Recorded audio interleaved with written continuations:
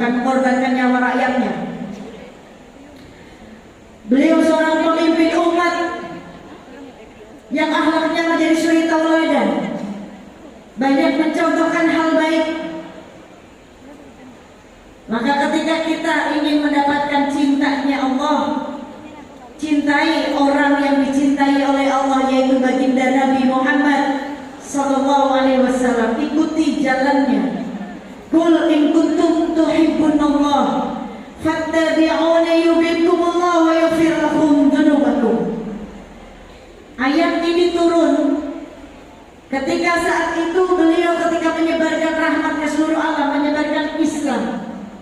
Tidak mudah jalannya beliau, mendapatkan penolakan, dicaci, dimaki, dihina, diusir, dilemparin batu, dilemparin kotor. Tapi beliau ridho. Bahkan sebagian orang mengatakan aku hanya beriman kepada Allah saja. Maka turunlah ayat ini, Qul, katakan kepada mereka ya Muhammad, in kuntum tuhibbunallah fastabi'uni yuhibbukumullah wa yaghfir lakum dzunubakum. Jika engkau ingin benar-benar mencintai Allah, jikalau kalian benar-benar mencintai Allah, ikuti kekasihku Muhammad, supaya aku mencintaimu dan mengampuni dosa. Ini makna dari ayat ini. Jikalau kita mengikuti apa yang diajarkan beliau, mencontoh akhlaknya, meneladaninya, maka Allah akan cintai dan ampuni dosa kita semua. Hari ini kita berkumpul di sini, kita akan memperingati kelahiran beliau baginda Nabi Muhammad SAW. Bulan Rabiul Awal. Ini bulan Rabiul Awal, bulan di mana seorang kekasih dilahirkan yang membawa cahaya, penerang untuk semuanya. Bahkan suatu hari ketika istri beliau Sayyidah Aisyah radhiyallahu anha wa radhiallahu sedang menjahit baju beliau di malam hari, belum ada penerang listrik, belum. Penerangnya saat itu hanya lilin saja. Ketika beliau menjahit baju Rasulullah, lilin itu tertiup angin dan mati lilinnya. Gelap sekali ruangan tersebut, hingga jarum beliau terjatuh dan beliau tidak bisa mencari jarumnya. Tidak lama datang ada cahaya masuk menerangi ruangan tersebut. Semakin masuk cahaya itu semakin terang dan terang sekali. Dan cahaya itu yaitu sosok manusia mulia baginda Nabi Muhammad sallallahu alaihi wasallam. Hingga istri beliau mampu melihat, menemukan jarum yang tadi jatuh. Dan beliau Siti Aisyah bertanya, mengatakan, ya Rasulullah, sungguh engkau cahaya bagi kami. Ruangan ini tadi gelap, bahkan aku tidak bisa mencari jarumku yang terjatuh. Tapi ketika engkau masuk ruangan ini ruangan menjadi terang sekali seperti ada listrik, dan aku bisa menemukan jarumku. Sungguh engkau cahaya bagi kami ya Rasulullah. Lalu Rasul mengatakan, dia, aku adalah cahaya yang diutus oleh Allah, tapi tidak semua orang mendapatkan cahayamu nanti.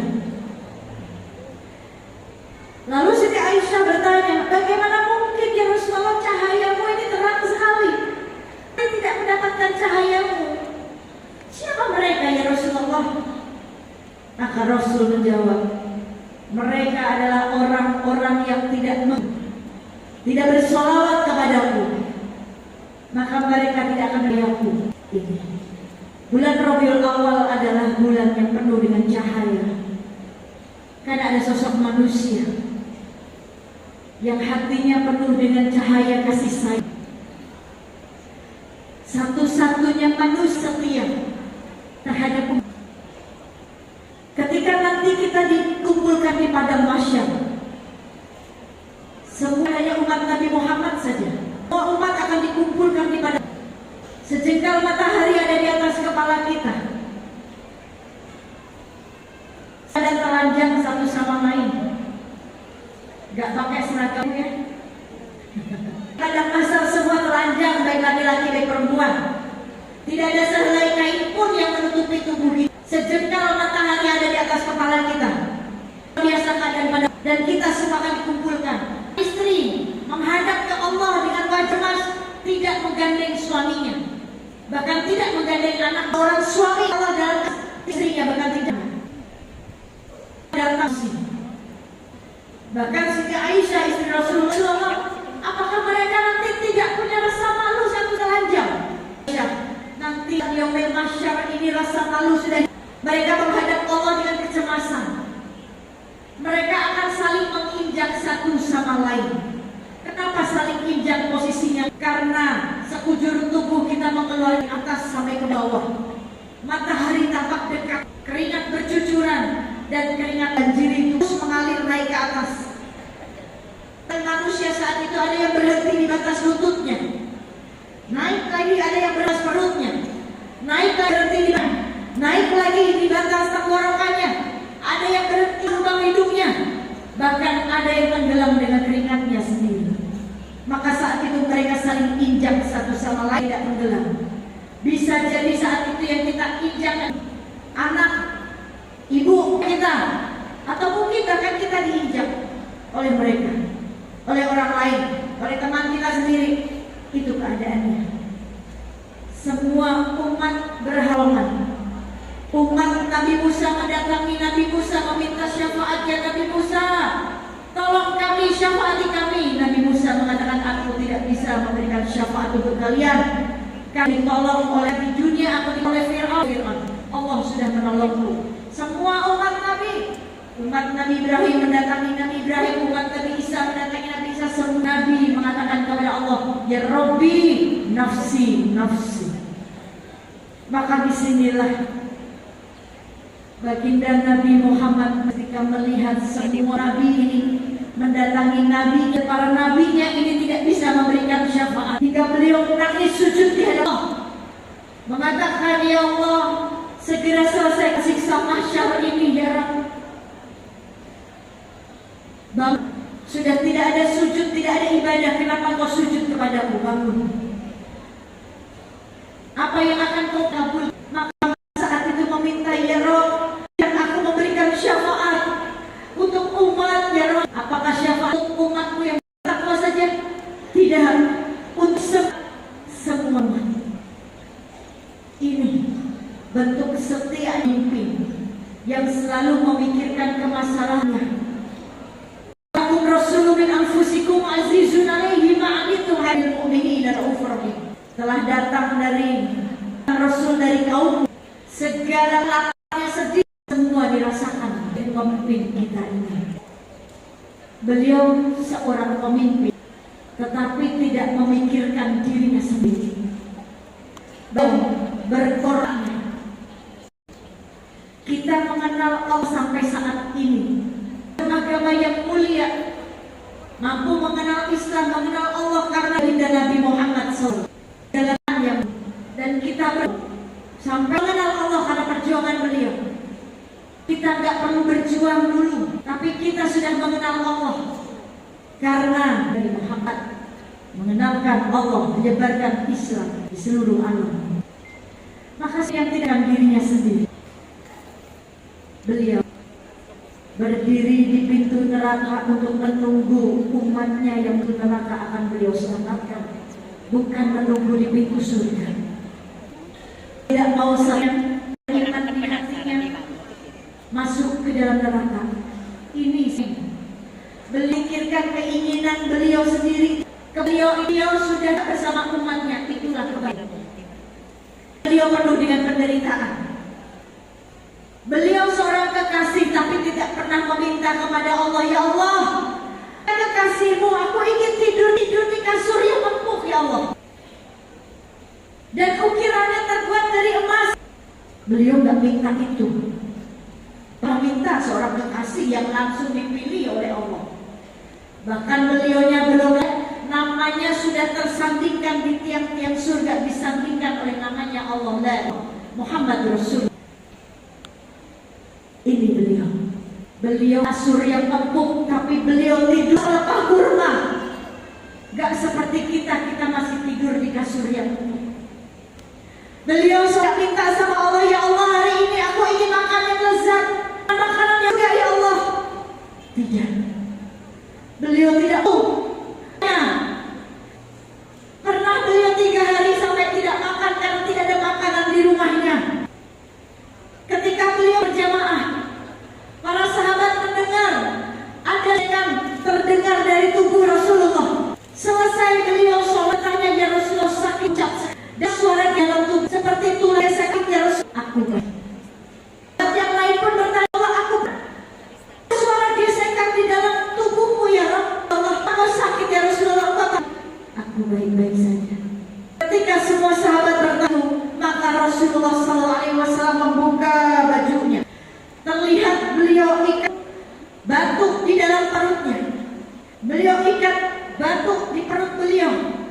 Allah tanya sahabat, apakah ini suara gesekan itu? Iya.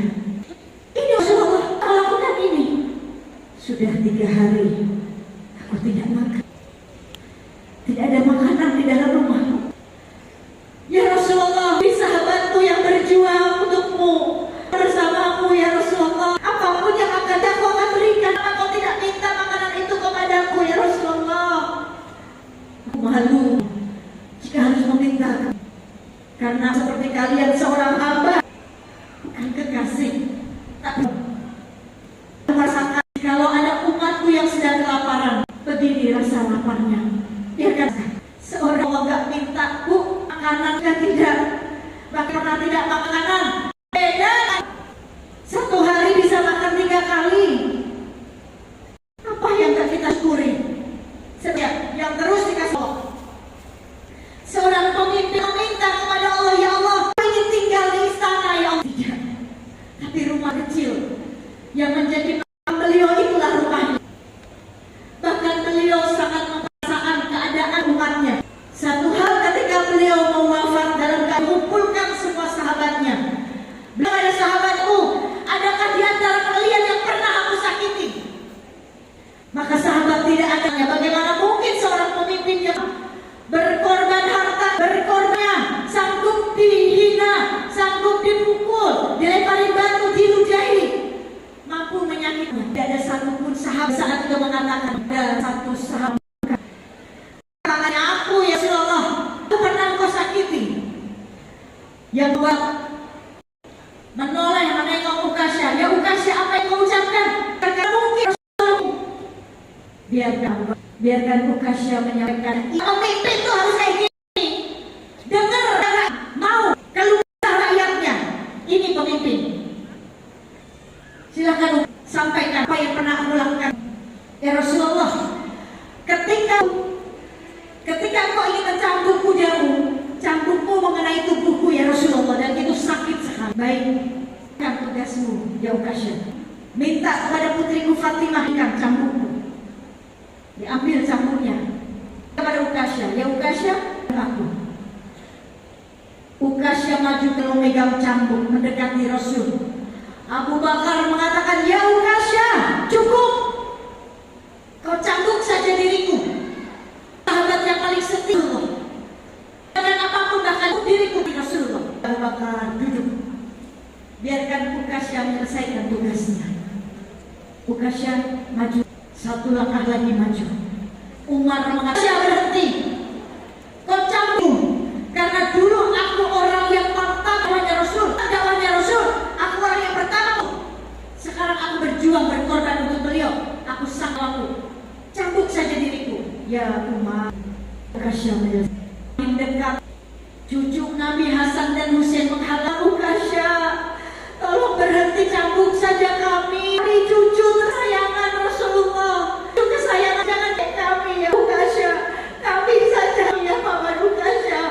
Wahai cucuku Hasan dan Husain, duduklah sayang. Ukasya menyelesaikan tugasnya.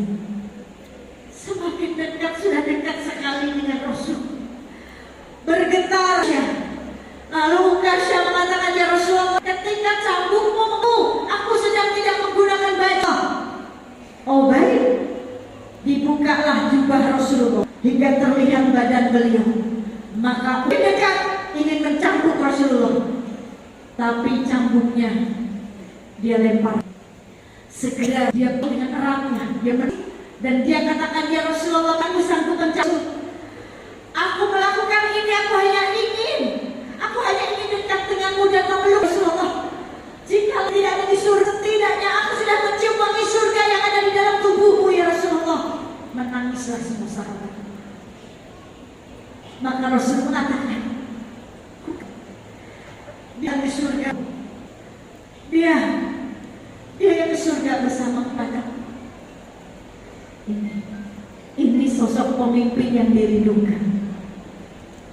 Orang ingin mendekatinya karena akhlaknya.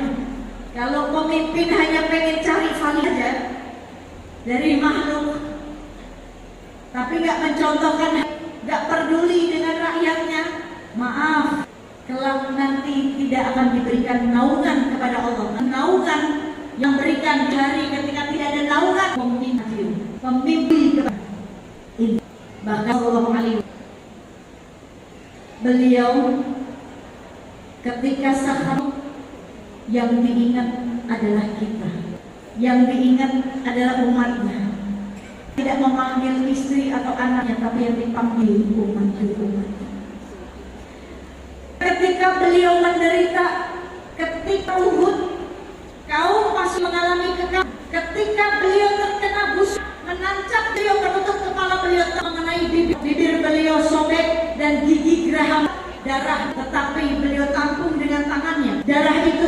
Lalu beliau lagi diusapkan lagi ke dadanya. Berperang, sahabat bertanya, ya Rasulullah, kenapa kau tak biarkan darah kalian mengusapkan ke dadamu? Maka Rasul mengatakan, malaikat Uhud ini mengatakan kepadaku, jikalau satu taku mengenai maka mereka semuanya tidak mau. Biarkan aku usapkan ke tubuhku. Ini tidak mau darahnya ini untuk melukai rakyat yang sekarang terjadi, bahkan darah lagi yang berserakan di jalan, tapi nyawa pun hilang. Ini sekarang yang terjadi, wahai pemimpin hati pun. Tak saja yang melihat, tapi hati tidak takut nanti kelak mendapatkan naungan, dimintai pertanggungjawabanmu. Kita doakan semua pemimpin, Ibu ya, presiden, wali kota, gubernur, camat, lurah, semua yang namanya pemimpin yang diamanahi oleh rakyat, lembut hatinya, terbuka mata hatinya untuk bisa mendengarkan keluh kesah rakyatnya.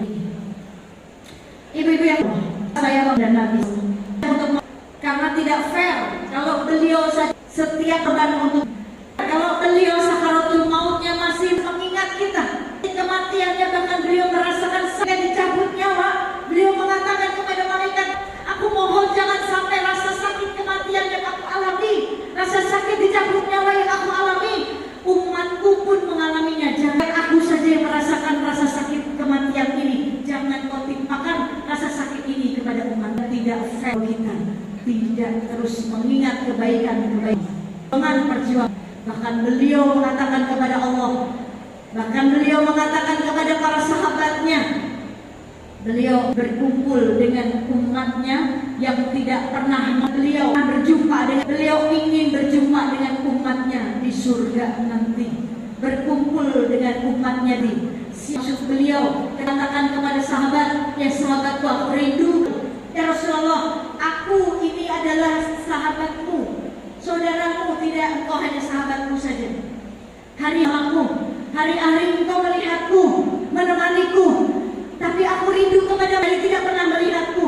Mereka yang datangku tidak pernah berjumpa denganku, tapi mereka berkepadaku, mengerjakan sunnahku, mereka bersolawat kepadaku, mereka menemuku, padahal mereka tidak pernah berjumpa. Dan aku ingin nanti berjumpa dengan mereka, berkumpul di surga bersama mereka.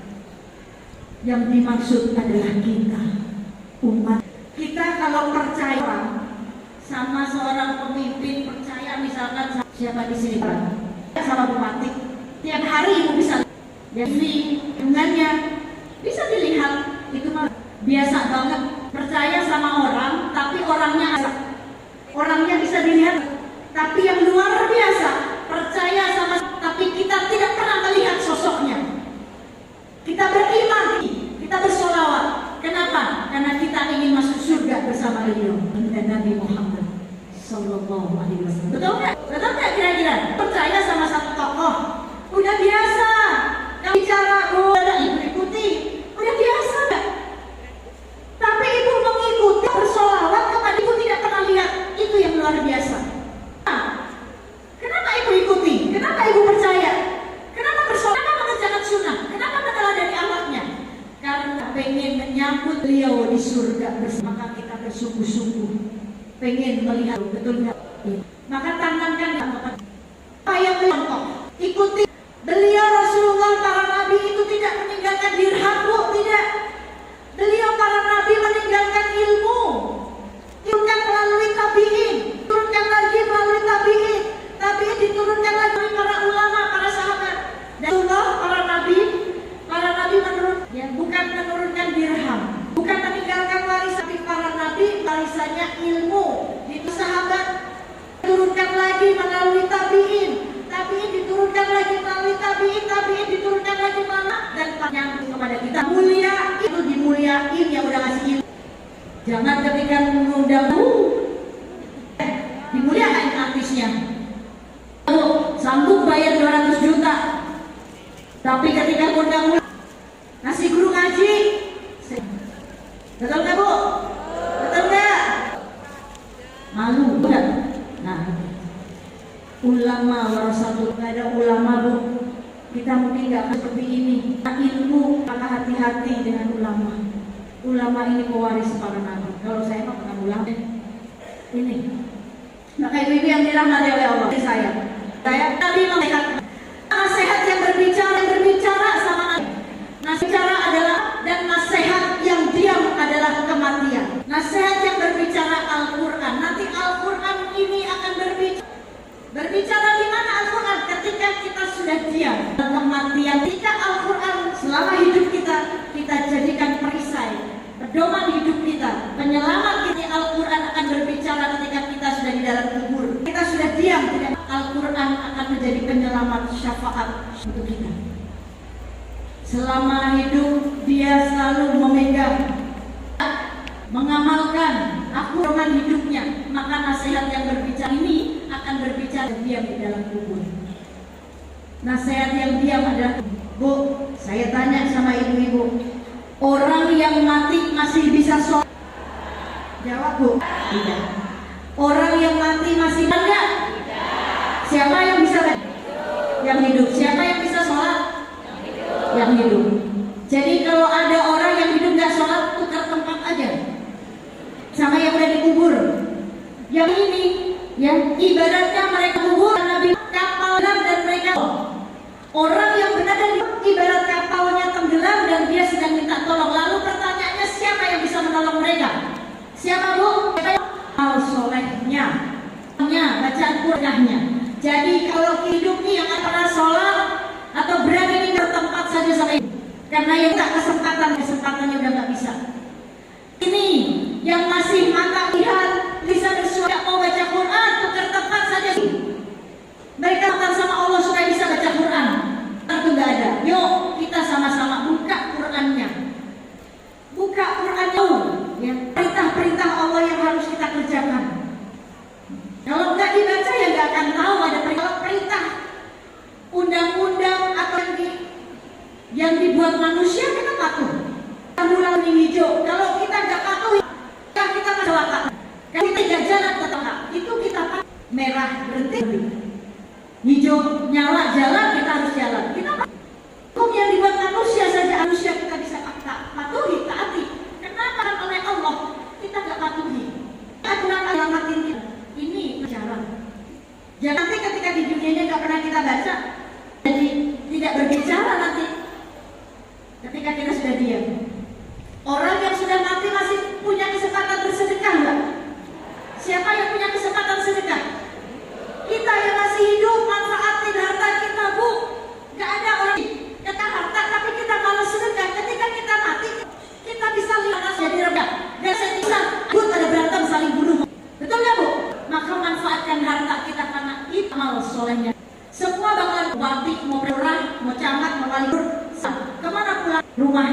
yaitu alam kubur. Rumahnya boleh beda, ya, rumahnya besar, wali kota besar, bupati besar, camat besar, lurah besar, ya.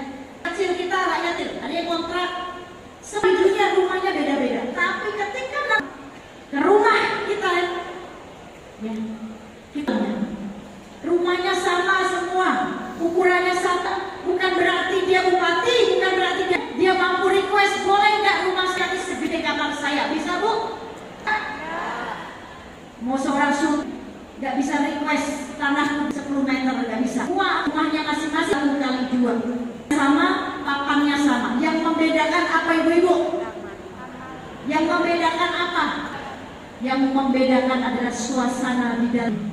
Kalau kita tinggal di klaster, rumahnya sama, boleh ada yang dirubah, tapi pasti yang membedakan rumahnya. Ada yang tiap-tiap piring pecah, gelas pecah, teriak, berantem terus. Ada yang tenang juga rumah kita terakhir nanti. Ada yang ketika masuk dia ngerasa itu sempit, dia lapang ya, itu gelap, kok kubur saya terang ya, dia di dalamnya. Tapi ada ketika kita dengar yang di sebelah sedang teriak-teriak, saya sempit sekali, tolong kubur saya gelap sekali, tolong. Tolong ibu. Tetangga cuma tersenyum. Kalau bisa tetangga bisa ngomong, makanya ente lagi di dunia jangan main aja. Kalau main pulangnya kita di sini, di dunia main. Ya main boleh, tapi jangan lupa bakalan pulang. Gitu. Jadi yang kita bawa hanya amal soleh. Allah bersumpah Quran di surat Wal-Isra, di sumpahnya demi masa demi waktu. Pentingnya waktu Allah bersumpah insana lafi husr. Sesungguhnya manusia benar dalam kerugian. Siap. Kenapa Allah bersumpah mengingatkan kita tentang waktu? Demi masa mudamu sebelum ini anak-anak muda manfaatkan. Ya, karena mati gak tunggu ente tua dulu. Ya, akan sehat sebelum datang masa sakitmu. Nih yang masih pada sehat, yuk sholat. Ente ganteng, ente cantik kagak sholat percuma. Betul gak? Manfaatkan waktu sehatmu, masa sehatmu sebelum datang masa sakitmu. Mati gak nunggu sakit dulu, yang sehat juga. Suami saya sehat, saya masih muda 40 tahun. Ini kematian adalah ilmu untuk kan takut kematiannya. Orang beriman gak akan takut kematian. Ketika kita mati, amal yang kita cukup gak untuk menyelamatkan kita, untuk menemani perjalanan ini sangat panjang, sangat lama. Mereka orang di dalam kubur yang mereka tunggu adalah kiamat. Kapan kiamat? Kalau kiamat saya siksa kubur mereka. Itu ini. Ya. Maka Allah bersumpah masa wal asr innal insana lafi, sesungguh orang-orang benar-benar dalam bahaya merugi bu, terkecuali illal ladzina amanu bissalihati wa bil haqqi wa tawassaw, terkecuali mereka dan beramal soleh dan mengerjakan, menasehati kebenaran dan saling kesalahan.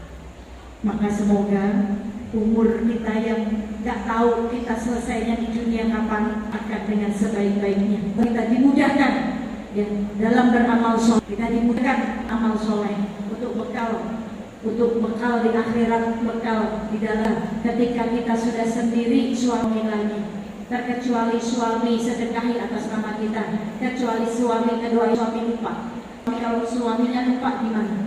Ya kalau anak-anak doain kita, maka kita yang bisa nolong kita adalah amal soleh kita. Baik ibu-ibu yang dirahmati Allah, mohon maaf lahir batin dari yang bisa saya sampaikan kurang lebihnya. Saya kasih jauh lebih baik ibu-ibu yang mendengarkan saya.